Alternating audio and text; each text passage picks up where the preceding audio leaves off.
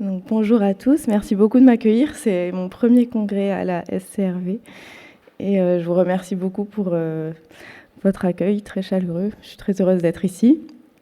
Je vais vous présenter un petit cas au bloc qui m'avait interpellée et en cherchant un peu sur PubMed, j'ai rien trouvé. Donc voilà, je voulais avoir votre avis sur est-ce que vous aviez déjà eu cette idée, est-ce que ça vous était déjà arrivé ou sinon qu'est-ce que vous en pensiez. Donc en fait, c'était un jeune de 21 ans qui était adressé pour un décollement de rétine malheureusement multirécidivant. Il avait une acuité à PL+, il avait eu une ablation de silicone, remise sous gaz. On ne voyait pas bien du tout, l'implant était recouvert de dépôts. Il avait un DR total avec un gros nœud de PVR temporal. Donc, je vais vous montrer les photos. Voilà, sur la vue péropératoire, vous voyez le gros nœud de PVR avec le pli centromaculaire en temporal. On a commencé par laver la chambre antérieure, puis on a disséqué en bimanuel la PVR. Donc là, on a dû mettre un chandelier, donc en délaminant bien avec les deux pinces pour bien relâcher la rétine. On a réussi à déplisser la zone en double bosse en inférieur. Puis on a remis à plat sous décaline la rétine. Bon, ça change de thème par rapport aux voies externes.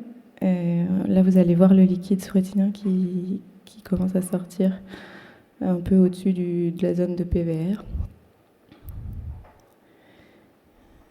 Et là, donc là, on a fait l'endodiathermie pour exclure la zone de PVR. Et donc le docteur Bénédicte Dupin, avec qui j'étais au bloc, m'a dit bon, on va pas faire de rétinotomie parce que la zone est déjà à plat. Et ça risquerait de peut-être se rétracter plus ou s'enrouler.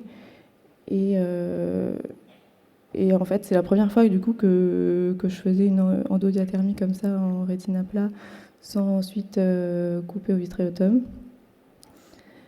Et voilà, je pense que c'était peut-être plus fort que simplement du laser. Et voilà, on a laissé comme ça. Donc là, vous allez voir après la fin de la chirurgie. Donc on a fait l'échange des câlines air, la PPR sous air. En antérieur, on a injecté un mélange de visqueux et de Myosta pour resserrer la pupille et éviter le passage de silicone. Et on a fait un échange air-silicone 1000. Vous voyez l'obtose donc en post-opératoire. On voit bien la zone là, voilà, avec l'endodiathermie. Et c'était, en fait, on voit pas trop là, mais le pôle postérieur il est décollé, mais petit à petit il s'est remis à plat. Et voilà, donc, bon, affaire à suivre. Après, on ne sait pas ce qui va se passer. Mais je voulais savoir, vous, est-ce que ça vous était déjà arrivé? Sinon, qu'est-ce que vous pensez de cette idée?